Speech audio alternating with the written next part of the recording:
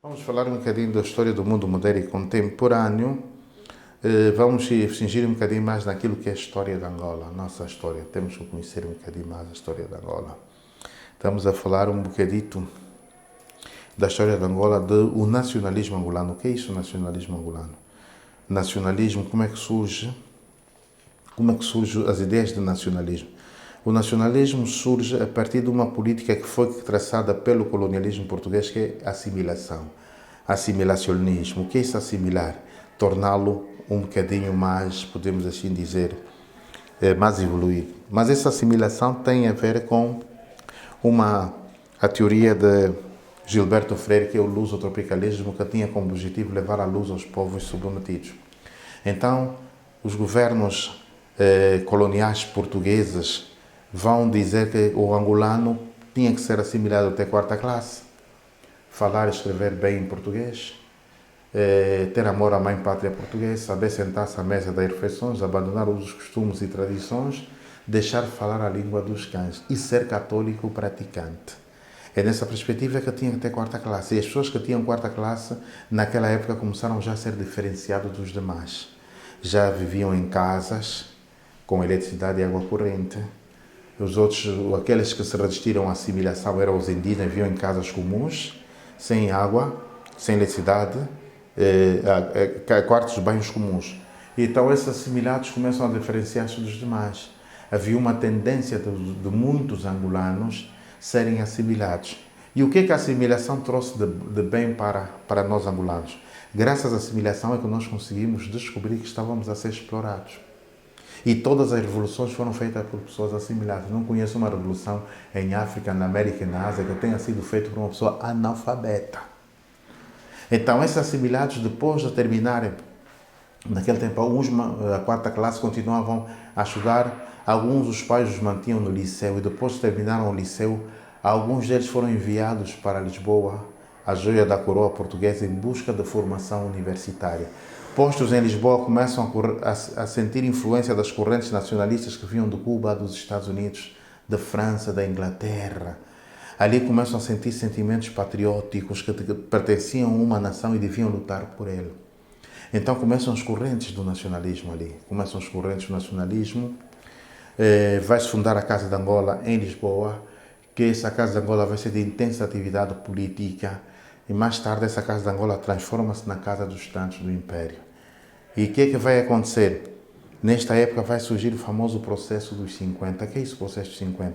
Foi um processo que foi criado pela PIDE. PIDE significa Polícia Internacional de Defesa do Estado, para a caça aos nacionalistas. Então muitos angolanos que estavam a estudar em Lisboa foram obrigados a fugir para a Suíça, outros foram para a zona do Magrebe, outros foram para a zona para a Ásia por causa da PIDE. A PIDE não só prendeu nacionalistas angolanos, como também prendeu nacionalistas portugueses, como foi o caso do ex-presidente português, Mário Soares, que também foi preso pela PIDE. A sua mulher também foi presa pela PIDE. Então, depois começam as execuções e os nacionalistas continuam na clandestinidade a fazer o seu trabalho para despertar a consciência de que nós pertencemos a uma terra e essa terra precisava ser liberta do jugo colonial português. Vão surgir também umas igrejas chamadas igrejas messiânicas, dentre elas o quimbanguismo de Simão Quimbango, vindo da República Democrática do Congo, que já pregava um cristianismo na perspectiva libertadora. Se Cristo libertou o seu povo do jugo colonial dos romanos, nós também vamos libertar o povo angolano do jugo colonial português. É assim que surge Simão Quimbango, que depois vai surgir Simão Gonçalves Toqueira, angolano, que é a igreja toquista. Essas igrejas começam a ser perseguidas já pelo colonialismo português. E depois aqui também havia já também as igrejas evangélicas e a igreja católica. Na igreja católica vai aparecer um arcebispo que vai ser o arcebispo de Luanda, que foi Dom Moisés Alves de Pinho, que este mais ou menos entendia um bocadinho o nacionalismo e depois foi substituído quando ele se tornou o arcebispo e jubilado, o arcebispo emérito, por Dom Manuel Nunes Gabriel. Este Dom Manuel Nunes Gabriel é que vai abrir a porta ao nacionalismo angolano. E essas ideias nacionalistas começaram por quê? Por alguns padres. Por alguns padres, como foi o caso do padre Cônego Manuel das Neves. Esse padre Cônego Manuel das Neves foram apoiados por Dom Manuel Nunes Gabriel, padre Cônego Manuel das Neves, o padre Alexandre do Nascimento, hoje o nosso cardeal, padre Vicente da Silva, padre Joaquim Pinto de Andrade, que depois abandonou, e Mário Pinto de Andrade, Viriato da Cruz, Lúcio Lara e outros vão criar o MACA, Movimento Anticolonial. Vai ser a primeira organização política em Angola. E depois do MACA vai surgir em 1954 por Álvaro Holden Roberto, que vocês já devem ter ouvido falar, na tentativa do relançamento do antigo Reino do Congo, cria a UPNA, União das Populações do Norte de Angola. Na altura foi muito criticado. Então você só quer libertar o Norte de Angola e o resto de Angola. Então ele transforma a UPNA em UPA. Nessa época já havia uma figura que estava na UPA, uma figura que vai dominar a cena política dos próximos 40 anos posteriores, vai ser Jonas Malheiro Savimbi. E quando ele era da UPA, vão se criar o GRAI. Que é isso, o GRAI? Governo Revolucionário de Angola no Exílio. Eles vão para uma conferência na zona de Marrocos e ali têm contato com a FENELA. FENELA, o que é Frente de Libertação da Argélia. Então decidem mudar a UPA, o nome da UPA para FENELA, que vai ser Frente Nacional de Libertação de Angola. Em 1957 surge o panfleto que foi publicado por Viriato da Cruz sobre um amplo movimento popular de libertação. Esse movimento tinha sido criado por Mário Pinto Andrade, que é o MPLA, que tinha as seguintes figuras: Mário Pinto Andrade, Viriato da Cruz, Hugo de Menezes, Gentil Viana, Matias Miquel, Elídio dos Santos Machado e Lúcio Lara. Assim estão criados os dois movimentos de libertação e em 1966 Jonas Malheiro Savimbi e Samuel Chiwale fundam a UNITA, União Nacional para a Independência Total de Angola. Estão os três movimentos de libertação a tentarem ter mobilidade aqui em Angola. O que é que fez o governo português? Começou a recrutar também jovens. Jovens iam para o exército, eles com o objetivo de combater os Turas. Quem eram os Turas? Eram os chamados guerrilheiros que lutavam pela independência de Angola. Os portugueses chamavam os Turras. Então esses movimentos começam a ter uma grande mobilidade nas províncias do leste do país. Antigamente a província do Luso, hoje Mochico, Silva Porto, Bié. Começam a ter aí uma certa mobilidade, começam a criar alguns movimentos de libertação. Vai-se dar depois, vai haver ali umas escaramuças até 25 de abril de 1974, quando se dá o golpe de Estado em Portugal, que põe fim o regime salazarista, na altura governado por Marcelo Caetano. Surgem os militares que vão subir outra vez o poder e aceitam uma solução negociada para o problema de Angola. E para dizer que, graças ao 25 de abril de 1974, em Portugal, que é chamada Revolução dos Escravos, que nós tivemos a independência. E também dizer aos jovens que esse 25 de abril de 1974 não foi motivado pela guerra interna, pelos movimentos de libertação em Angola, não. Esse foi motivado pela perca de muitos soldados portugueses na Guiné-Bissau. Então, as famílias e alguns soldados revoltados contra os seus chefes estavam a perder muitos homens na Guiné-Bissau. Depois, o novo regime colonial português, chefiado pelos generais, dentre eles podemos destacar o general Spínola, aceita uma solução negociada para a descolonização das suas possessões em África, que era nomeadamente Moçambique, Cabo Verde, Guiné.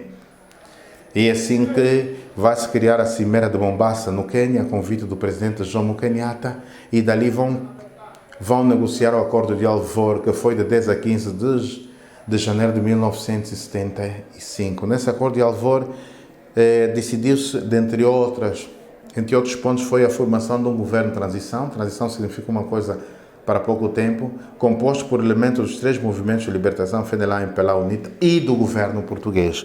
Esses movimentos começam a chegar a Luanda, há uma grande mobilização em torno dos movimentos e simpatizantes. Esse movimento de libertação funciona 6 meses e depois termina porque as divergências entre o MPLA e a FENELA começam outra vez a vir de cima. Divergências essas que surgem a partir de 1968, quando se dá a apreensão do destacamento feminino, que agora chamam Batalhão Cami, das Lucércias Pains, Irene Coa, de Olinda Rodrigues e outras. Começam através das escaramuças da FENELA e o MPLA, que vai levar depois a uma guerra civil até os dias próximos da independência. Por isso é que em 1975 houve 3 independências em Angola. Uma celebrada em Luanda pelo presidente António Neto, que forma a República Popular de Angola.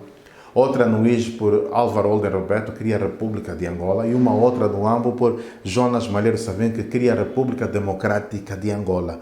Mas, segundo estabelecido nos acordos de Alvor, seria reconhecida a força política que estivesse na capital do país, Luanda. Então vai ser reconhecida a independência de Luanda uns dias depois. E depois da independência, Angola opta pelo comunismo. E nas palavras do presidente António Neto, diz que sobre o olhar silencioso de Lenin, nós escolhemos a via política a seguir, o socialismo científico. Por isso, Angola será, por vontade própria, trincheira firme da revolução em África, na Namíbia, no Zimbábue e na África do Sul, está a continuação da nossa luta. Quando Angola torna-se independente, o mundo só tinha 2 regimes. Comunista, de um lado, que era socialista ao mesmo tempo, que é capitalista, imperialismo. Mas como Angola tinha intenções de expandir os ideais comunistas aos países que lutavam pela sua independência, Namíbia, Zimbábue, África do Sul não era independência, era mudança do regime, que existia o regime do apartheid. Então o Ocidente decidiu que Angola devia ser mantida a constante pressão militar, ao norte pelo exército Mobutu, pelo presidente Mobutu Sese Seko, e ao sul pelo exército sul-africano. Assim que Angola começa a ser invadida pela aviação sul-africana, que começa a bombardear as províncias do sul do país, do Cunene e da Huila, e introduzem também, a partir do sul do país, o famoso Batalhão Búfalo. O Batalhão Búfalo, que era composto por mercenários, soldados sul-africanos, homens da UNITA, ex-comandos da Federal da Hérnia, que vão entrar a partir do sul, Cunene, Huila, e vão até as províncias do Cuando, Cubango e Mochique, e vão facilitar a construção dos 3 grandes quartéis satélites que a UNITA tinha, que era Kazombo, Mavinga e Jamba. Depois, daí vai começar uma guerra. A UNITA vai começar a criar ações a partir destes 3 quartéis para o centro e sul do país, com ações de sabotagem e ataque às populações. Hoje vamos ficar por aqui.